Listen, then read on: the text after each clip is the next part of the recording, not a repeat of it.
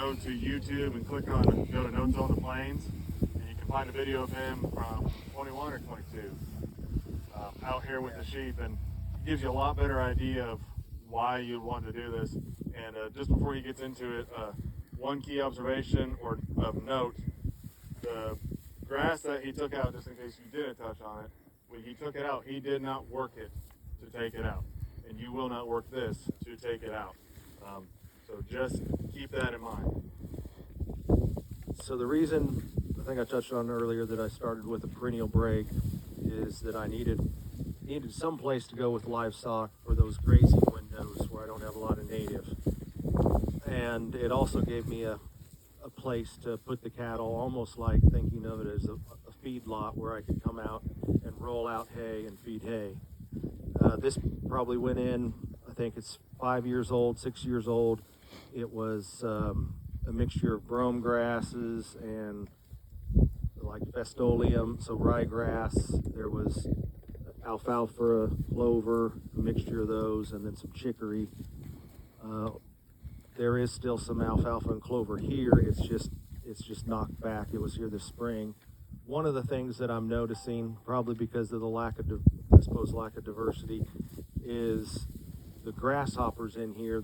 There was some regrowth probably a month ago. I never got to really graze it because the grasshoppers hammered it, and you can see them jumping around. And well, Tyrell was here doing something, taking tissue samples, and it stopped by, and I mean, you could just see grasshoppers covering the leaves on that grazer over there. That's doubled or tripled in the 12 days since I've been here. Oh, the growth, yeah. Yeah, absolutely. Yeah. So, I went with cool season because it's quick establishing. Cool season is not going to do what your warm season grasses are going to do. And then to kind of touch on conversation just had before we came over here on the direction, and it's a long-term direction because there's a lot of management changes that have to take place, water development, fence development, and just a slew of other things. But when you think about mainstream agriculture, if we want to just talk about it in simple terms, for the most part, corn and beans rule the world, right? That's pretty much what everybody grows. When you look at the uses of corn and beans, roughly on corn, I think it's 10%. Only 10% of the corn we grow actually goes to human consumption, and probably, if we look at it, probably a lot of that is corn syrup. With soybeans, I think it's 8%, and again, most of probably what we consume is in the form of soybean oil. So when you think about all the investment that we make in infrastructure to grow corn and beans, right? We give our money to the equipment dealers, and equipment it's coming back down, but there for a while it had doubled in the last 10 years. I mean, it's crazy. You look at, we give all our money to the seed dealers, the herbicide dealers, all just to take the grain we grow and send it to an animal protein in confinement where we concentrate all the nutrients rather than cutting all those middlemen out and actually making the system work here. So as I've read a lot of books on the Bible and ecology and some of that, and you just think about what we've done as Christians is we have imposed our will on God's creation, right? Just for our gain. We aren't really, if Christ were to come down today and say, show me your farm, would you be proud to take him through that cattle lot where your cattle are knee deep in their own shit and piss? I wouldn't. I mean, that's not honoring, right? Same thing, taking them through these hog buildings over here. This sort of lie that we tell ourselves that, well, we've got to feed the world. We're not feeding the world through, only 10% is actually going to human consumption other than what goes to feed grains. So there's a lot of what we grow that is going to other uses that we destroy the environment doing it. So what I'm really wanting to do is just a matter of getting the expertise, is like get into pastured poultry, pastured pork. There's a lot of innovation that's happening in that area where you can have your big hoop houses that move, that you pull every day so your chickens are actually eating insects and grass. I've had a couple chicken tractors and gone through it. I didn't do any this year. At one time I thought I had somebody hired to take over that enterprise. It didn't happen. But I mean, that's like with my sheep and my cattle, they're never in a lot. They're always out grazing. Because they're always out grazing, and typically, you know, a lot of times I'm doing in the past, not so much this year, but where I was doing daily moves. The sheep have never been doctored. They don't get anything in their mineral. All they get is just straight mineral. They never get a shot. I don't bring them in to lamb them. In fact, I had a bunch of them get pregnant because I got so many. We missed some rams, and I had sheep having lambs out in the snow drifts in February.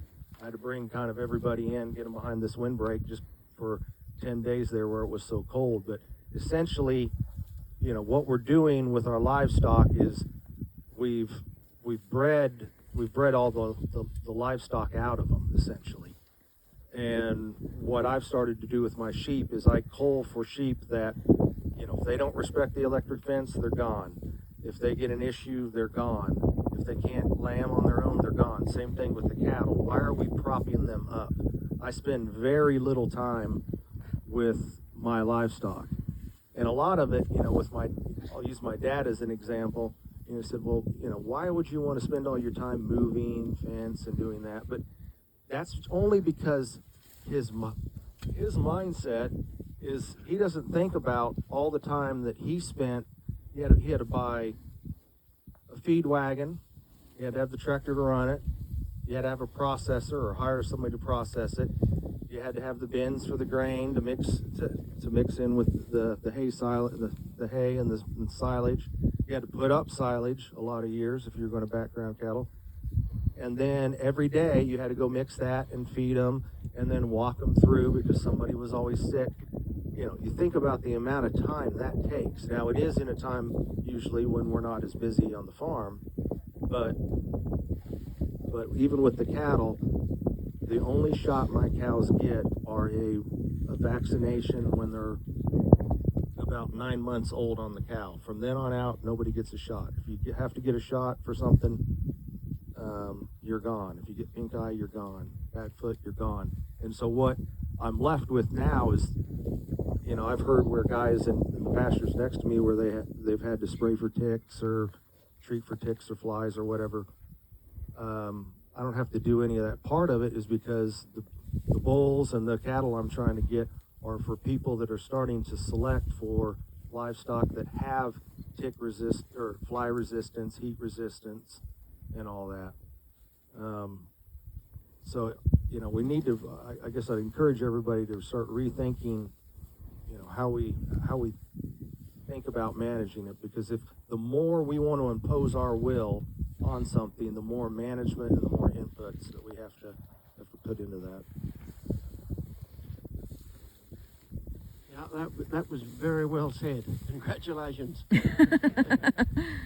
just about summed everything up there about what's wrong with our agricultural systems. Yeah, I don't have to say much more. Yeah, very well said. I guess everyone's wondering about the grasshoppers here. Why are they here?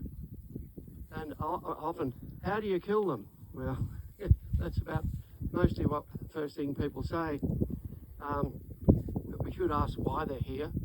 I don't have an exact answer for that, but they may be here for lots of reasons. One may be lack of birds, one may be lack of spiders, one may be lack of anything that eats them. In other words, if we're getting problems with our farms, and I'm going to talk a lot about this afternoon, if we're getting lots of pests and they are a serious problem, we don't need to rush out there with something to kill kill them, we should be asking why they're here and why they're a problem. The main reason they're here is the farm ecosystem's out of whack. In other words, there aren't anything here to eat them. Now, I'm not saying that that's necessarily the specific problem here in this paddock, but why are they here and not over there? Our farms and soils functioning as ecosystems are absolutely critical in restoring our farms and especially restoring our farm profit. And I don't need to say a lot more. I'm going to be talking all afternoon, but that's, as I said, you nailed all that beautifully. Well done. Who wants to learn at the microphone? We had some grasshopper infestation, and we just put our chicken fence around it and put the chickens in there, and they loved it. We had really nice eggs for a while. Yep, that's one cure, more chickens. Nesting boxes for wild birds, drawing more home and more habitat for them. That's exactly right. Yep. Yeah, and often we don't realise it, but I guess you got that just right too. Everything's changed that much from how the natural ecosystems and how your grasslands and prairies functioned. Almost all of the problems we've created. So we need to undo that somehow. And the main thing is to try to understand what's happening. Okay, we don't need to get it back to pristine prairies, but we need to get it functioning more like prairies would be. And again, you're going to get sick of me saying this, but again, it's about plant species diversity. That's what drives the whole lot. If we build it, they will come.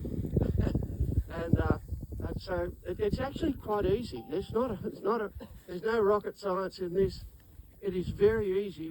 All we need to do is mimic the natural function of things, and it can be easy. And then we can start to be more profitable. Everything starts to fall into place, and there's less work.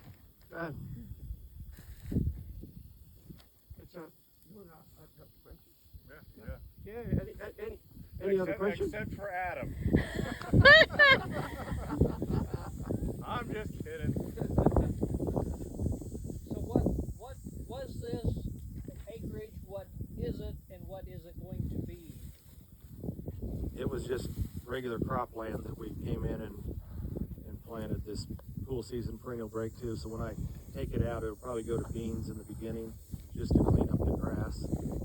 It'll have to be corn or beans, one of the two, just to clean up the grass, or it's going back to cropland.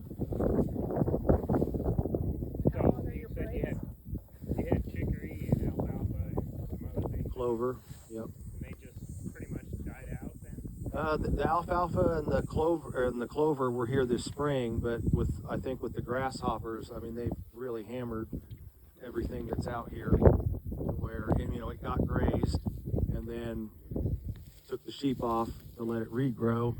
Well, we were missing some of the, we weren't getting a lot of fast regrowth, but the regrowth we did get, then the insects hammered it. Roughly 5 years is how long I tried to leave things into a break. To plant a perennial season, you're going to probably spend at least $100 on seed per acre. So you've got to spread that out over a couple of years. I don't know if I'll continue to do these perennial breaks. I may just start to try and do more with annuals and diversity in annuals a little bit. We'll see. But the problem with this is the time to look at this is April to June 1st, and then roughly, hopefully if we get some rains and it cools off, cooling off is a big part of it, I'll say maybe September 15th, October 1st into the, especially if you have an open kind of fall winter, is when it greens back up. If you YouTube Josh Lloyd, Notes on the Plains, there should be a video popped up. You'll be like, holy crap. Because this is the field that they're out on, and it's, That was a wet year. Yeah, it was, That's what the potential is. Yeah. I mean, it was this tall, and there was clovers, alfalfas, everything.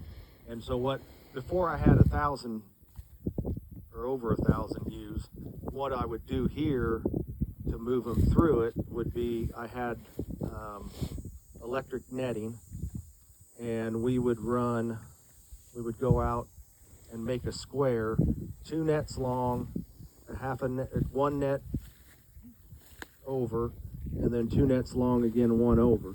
And then we duplicated that to make a square. So it would take maybe an hour to set that square up. And then I had HDPE pipe that I would lay on the ground to get water out to the paddock. And then, so everybody was in a tight area, and then first thing in the morning, I mean, they were ready to move. We'd just open up the net, they'd run to the next square, and we'd close that up, and then start, move that net to make the next part of the paddock. I think if I remember right, based on the length of the net, that base, I had somewhere around, I know at least 300, if not more. What should have been? It should have been about an acre. That's what I was thinking, about an acre. Maybe it's just less. So I'd give 300, at least 300, might have been more than that, might have been closer to 500 as time went on. 300 to 500 sheep per acre per day, and just move them. And you'd get a lot of trample. Adam, what was your question? It's actually for Colin. So if this was on your farm, what would you be doing with this, Colin? One thing you could do with this, because the species here are all cool season species, in this you could drill a summer multi-species into this.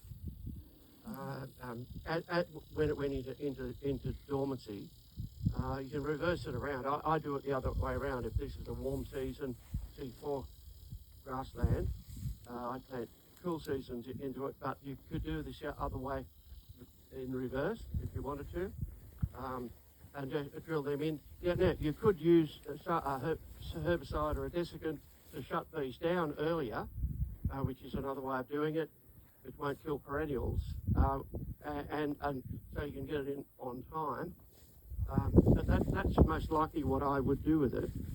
But everyone's different, as was said earlier in the other paddock. Everyone has different goals and aims, and that my main focus is livestock. Cropping is more of a secondary thing to me. So that's the reason that I do things my way. Here the focus is on cropping, and the other way around, I'm gathering. Livestock is just a secondary thing. So yeah.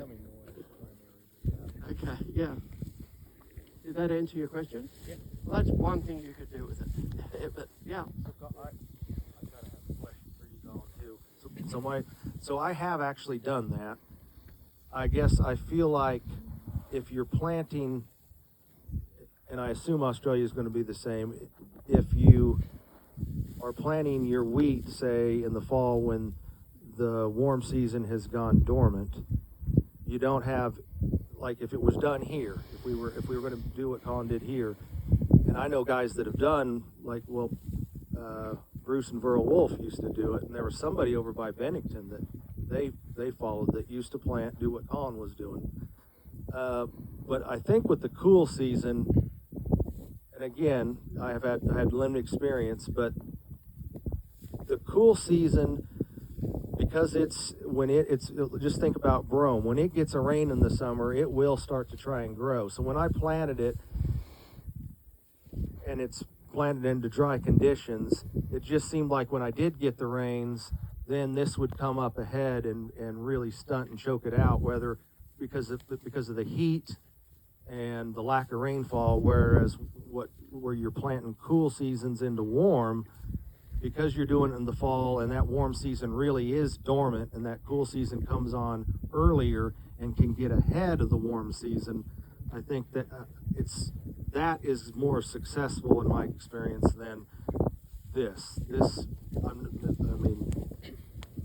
I'd be happy to, if I can make that work, I would, but it would just seem like when I did it, once we finally did get the rain, it kind of choked it out because of just that little bit of difference. You're exactly right with your observations and what you've seen.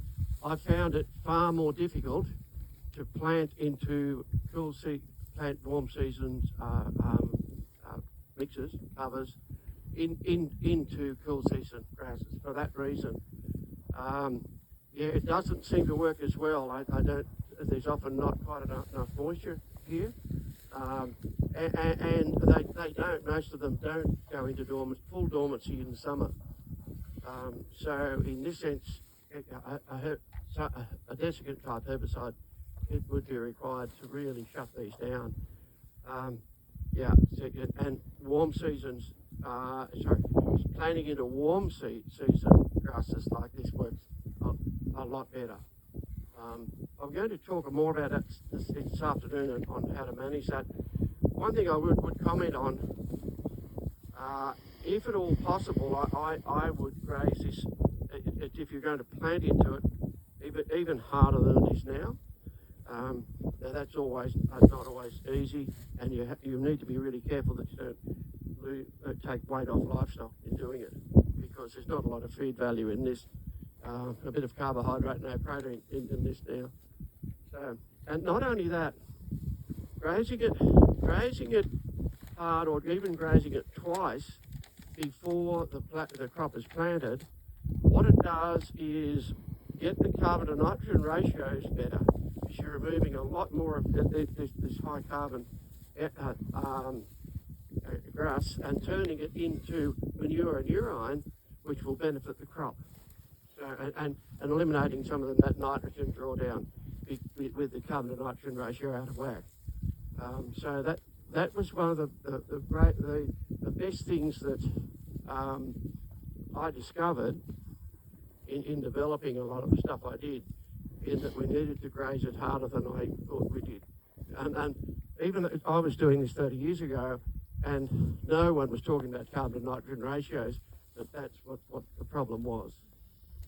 It was just carbon nitrogen ratios were too high at this stage. Yeah. Is it on the cool season is part of the problems, because most cool season grasses tend to be more of a sod forming grass, and your warm seasons tend to be more clump grasses? Yeah, it could be that. It could be. Yeah. So maybe like you said, where it'll come on. Maybe the only option you really would have is planting strictly broadleaves in here into the cool season, and then you still have the option to help it get ahead. You come in and dang it with the grass herbicide. Yeah, that's exactly right. I have found, even with planting into warm seasons, that broadleaves do a lot better than at times a lot better than broadleaves do a lot better than a cereal will do. Probably because they're both grass type plants, I think. Any other questions? Colin, on your operation, how much rain do you guys get and when do you get it? Yeah, the rainfall, okay, no one heard that. The question was how much rain and when do we get it? And we get 26-inch rainfall, fairly evenly distributed throughout the year. So it's not a bad climate when it does rain, but the variability of that from year to year is like this. That's the problem. We do run into a few droughts and things like that. But it's a fairly kind climate. We also have about the same temperatures as you get here, but nowhere near the humidity. It's a dry heat. Our winters are certainly are very mild. Like, for example, when I left a few days ago, we were all complaining about it being cold, and it was about 40 degrees. It really wasn't cold at all. We think it's cold. And I think it snowed once about 100 years ago.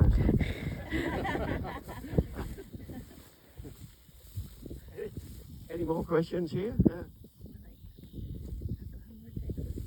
Okay, we've worn everyone out. All right. I guess let me Yep. ask, so on this, your perennial perennial break here is the point is to grow more carbon. Is that part of it? Yeah. So to have just a constant root that would take advantage of rains when they come.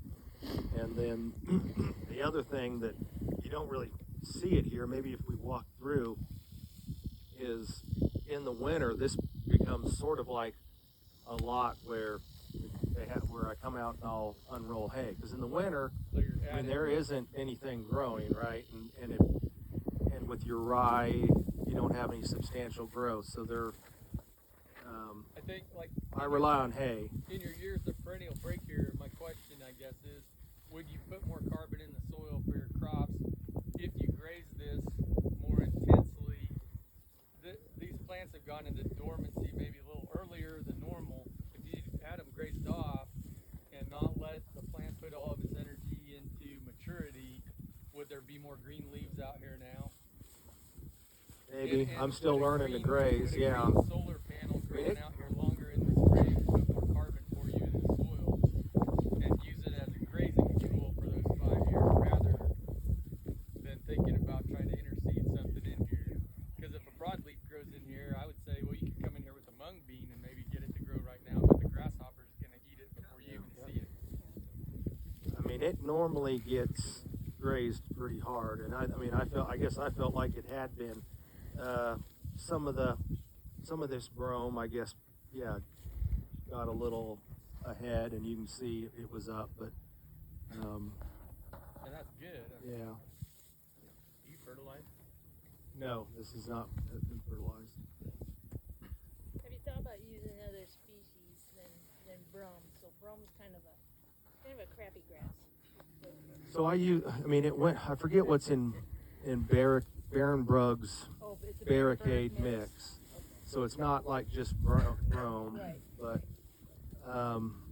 Have you ever thought of? I know it's a little more expensive, but from they did some work up in South Dakota, and they took brome, and then they took everything out of it, roots and everything. Took that same soil and then tried to plant just native warm season grasses in it that were local.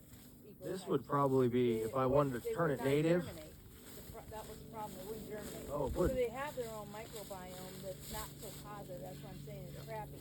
And they take over, I mean, that's the tendency to take Brome? over. Yeah, because they have their own community. So I was wondering if you ever they're thought about assholes. something Okay, different. yeah, so Yeah, when I started this, there was the only example I had where I just knew in Argentina and South America, they would do these perennial breaks. And so from the people I talked to and just the research I did, I wanted something that would establish quick, and that's where I landed, was something that I could get year one to basically to get a little something as far as grazing. So yeah, I'm not saying this is the perfect situation. But you can see, talking about why you do a perennial break. I mean, if you just, I put the shovel in, they both went in pretty easy, and I understand this is dry, but you can see this is gonna wash, even though it's in no-till, it's in covers, this is gonna run off way before something like that's gonna run off. Like that's not going anywhere because it's got the sod, it's just got so many roots going in it. And then this was where, even though as dry as you are, if you can see, this was where you would have unrolled some hay. So he's got moisture right there on the top, just from the extra, even though you don't really see a whole lot of bare dirt around here anywhere, but you can see the difference. You've got biology in there. Yeah. It's working because it's clinging to those roots Yeah. very nicely. Yeah. And so, but yeah, like Candy was saying, yeah, brome is not friendly to, and I think that's also why we struggle to seed other stuff in it, because it just like, nope, this is my home. Yeah. This is my hood. I think in farming we call that a competitive advantage. Yes, it is. Yes, and that's also probably why it moves towards the monoculture over time. And foresters call the brome death to trees Right. because it takes all the moisture from the tree. Is there any cool season grass that's not a sod forming grass? Well, I mean, if I was doing it, and we've done this at our place, like hammering it, and then we did we call it a biomass. We rolled tons of hay, and kind of had animals there, heroes mostly, and then did the cool season mix, and it worked really good. It was predominantly orchard grass, and nothing really grew there, so it was mostly Kentucky bluegrass, which is another crappy grass, really successional garbage grass. And then all of a sudden, the seed resource was still there from that orchard. It came up with all of that, all of those the stuff that I put in the mix. I tried to put 4 different functional groups in the mix, and it came with it, and it was tall, and it looked really great. And it had been years since it looked like that, because we've been hitting it too hard. But the hitting it, and it looked like a lot, you would say, because of so much hay. And then we went back in and put in some other grasses. So I tried to look at some cool season native grasses, like some wild rice. They're not really inexpensive, but if you want to extend your grazing, maybe instead of your 5-year break, go to a 6-year break. That would break up that cost of that a little bit. Some June grass, whatever. I look in your ecological site, and whatever shows up in the cool season categories, try to put a couple of those in there and eliminate the brome. Orchard grass and timothy, you're probably at the southern edge of where they do really well, but they are little better grasses than say brome and fescue. Fescue's not bad; it's manageable, but it does have its own toxicity as well. Have you done measurements on where you done your first perennial break? As far as I haven't gone back in. It all got grid sampled right before it went in, but I haven't gone back to see, because Jay Fuhrer, he will talk about that. They'll do perennial breaks up at Minokan Farm, and they will see a carbon increase. I think, are they doing 5 years or 7 years, Dennis? 5. They will not maintain that carbon level after that perennial break, and they go back to farming it, even though they no-till. They're doing, they're doing covers and everything. Yeah, and they still, and it's still just. This was just some grass, and it seized up over that year of annual taking.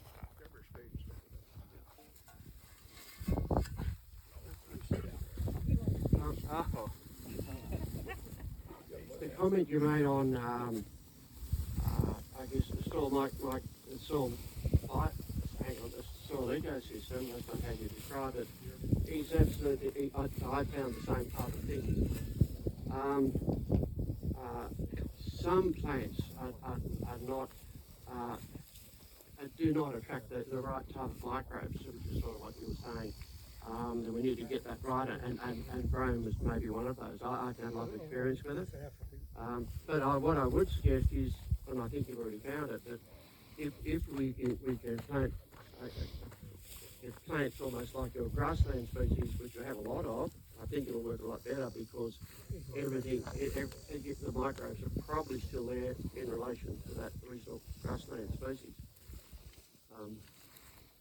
So anyway, that's the type of thing that I have found. If we get it functioning well and give it enough time for the ecosystem to kick in, soil, everything starts to fall into place.